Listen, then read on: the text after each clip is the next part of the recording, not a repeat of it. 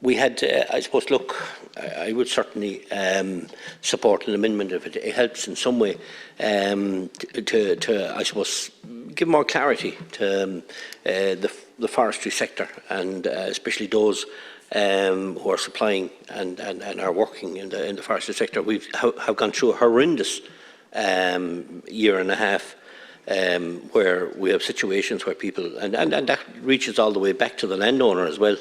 You know, it's very simple, Minister.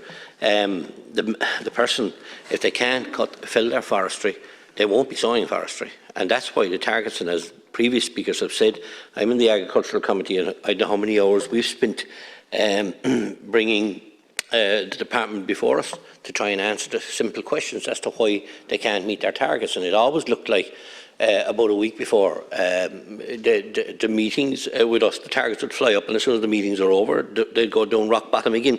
And it looked like there was an objector at the time able to dictate to the nation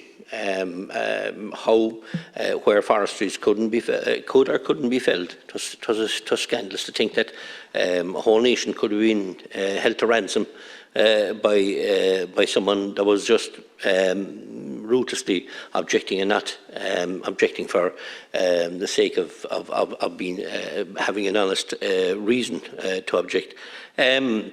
Not meeting our targets is a huge issue. It's a huge issue we've discussed over and over again at committee level, and it doesn't look like it's going to rectify itself this year. It didn't in 2021, and you know, we have a huge, you know, I suppose GP Woods is one of the biggest timber manufacturers in Ireland, down in West Cork, and I had spoken and met with them on several occasions because they had a very serious concern for their business to be importing timber instead of they being able to have their own timber in this country, which plenty of it is here, if there was some common sense applied. So look, if this amendment, it will in some way ease the pressure on those who have forestry, and that at least they're able to clearly sow forestry, fell forestry.